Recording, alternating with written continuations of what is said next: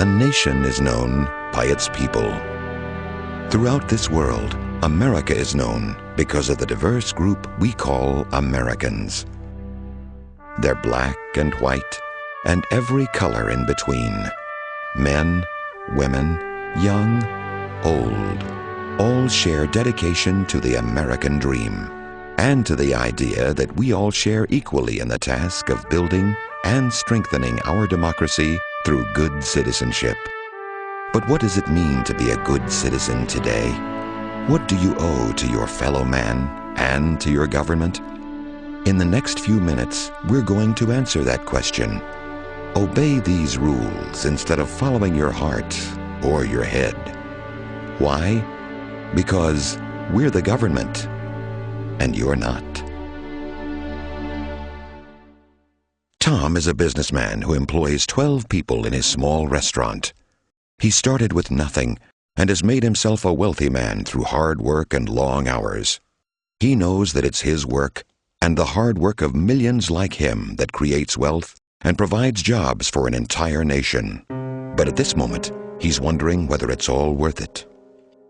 As the tax audit goes on, Tom's patriotic desire to help the economy and provide jobs for working Americans starts to fade. He experiences strange emotions of fear and greed, wanting to keep his money all for himself. Finally, in desperation, his greed reveals itself through latent homicidal tendencies. But what Tom doesn't understand is that everything depends on wealthy people paying their taxes. Where would we be without their money? Tobacco farmers wouldn't get the subsidies that allow them to provide high-quality cigarettes to the world. Disadvantaged young mothers wouldn't be able to have food stamps that let them obtain the necessities of life. Scientists couldn't do highly important research on methane gas from cows, and other countries wouldn't get the foreign aid that helps them trade with us and learn our democratic ways. So when Tom wishes he could keep more of what he produces for himself, he's just being selfish and short-sighted. Yes, since Tom is a very productive citizen, he owes everything to us. So Tom and others like him should be thankful that the tax man doesn't take it all. So lesson number 1 is, pay your taxes and be thankful that we let you keep any of your money. Next, we turn our attention to Mary. She has a great entry-level job at a bank, and she was taught to be responsible with her money. She's a very frugal person and never spends money when she doesn't have to. By careful shopping, Mary doesn't spend money on expensive furniture. Mary lives in a modest home in the basement of an old apartment building, but she has a keen sense of style within the confines of her meager budget. She isn't the sort of frivolous person who spends lots of money for gourmet food. She saves every penny she can by eating thrifty meals. Mary is also careful to conserve her resources. For instance, she hasn't had to buy new napkins or paper towels for months. But as Mary looks at the economy, she's troubled and she wonders what she can do to make a difference so that everyone can live a better life. But what Mary doesn't know is that today's modern economy is built on credit and spending, not on thrift and savings. Responsible people know that they should be borrowing and spending all that they can. Even things that were considered frivolous spending in the past are now understood to be powerful generators of wealth for certain people. Take gambling, for instance. What better way to have fun and pump money back into the economy than to blow a few $100s of your savings on a state lottery or at a casino? And what about that big screen plasma TV you've always wanted? No cash? No problem. Just say, charge it, and take it home to your family. You see, debt is good for the economy. When you borrow money, you pay large interest payments. This props up bank profits and makes everyone feel good. So buy that impressive house, fill it with expensive furniture that you can't pay for, and keep those credit cards maxed out all the time.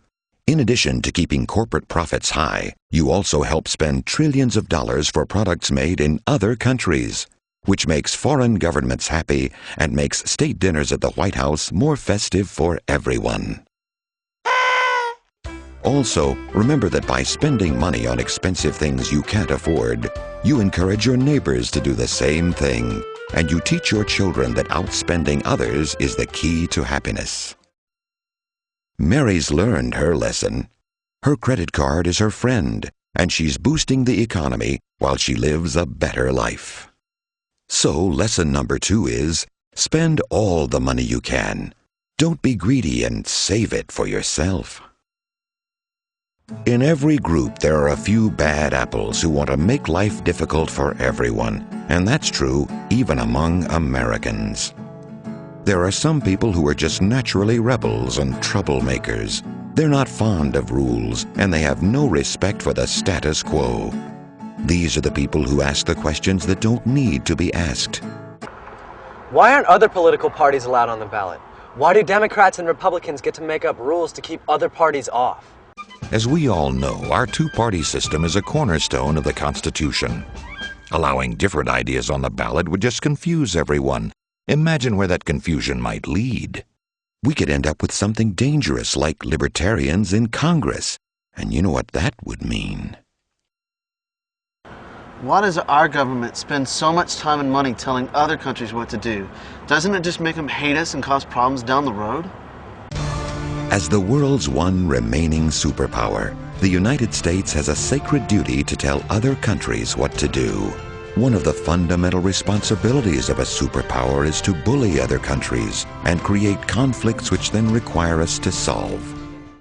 This is especially popular among broadcast media, who see their ratings go up during times of world crisis as viewers tune in to see bodies being blown up on live TV. Why do they spend billions of dollars to try to stop illegal drugs when the same tactics didn't work with alcohol prohibition? Yeah, and why does the government even pay farmers to produce another dangerous drug, tobacco? Some people just don't understand politics. You see, it is younger people who abuse certain drugs, so they are illegal. But because older people vote and hold their legislators accountable, the drugs they abuse are legal. It's really the only fair way. As you can see, these troubled youth are asking questions which are bad for public morale and clearly indicate that they favor criminal activity. There's really only one place that's appropriate for people who ask questions like these. Why? Because we're the government, and you're not. So, lesson number 3 is, don't cause trouble by asking embarrassing questions or by not supporting your government. So now you know how to be the kind of citizen your government wants and needs. Pay your taxes without complaint. Spend all you can in order to help the economy. And don't ask questions that don't need to be asked. If you follow these simple rules, you'll be a good, patriotic American citizen.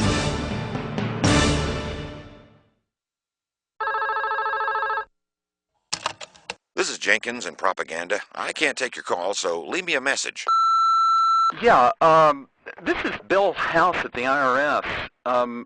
We've reviewed the video that you sent over, and we really think you need to make the tax guy seem nicer during the audit. You know, more talk about voluntary compliance and all that garbage. Make him look like somebody's nice uncle or something. It makes us look like we're not so nasty, okay? This is Barry Sands of the DEA. We just got a copy of that thing about how to be a good citizen, and this thing has got to be changed. There's nothing in here about the evils of drugs and how using drugs is the same as supporting terrorists. Now, you know the routine. We've got to make changes to this ASAP, so call me and let's get together on it. I won't be in the office this afternoon, though, because I'll be at driving school so I can get out of that DUI I got last month. But call me, all right?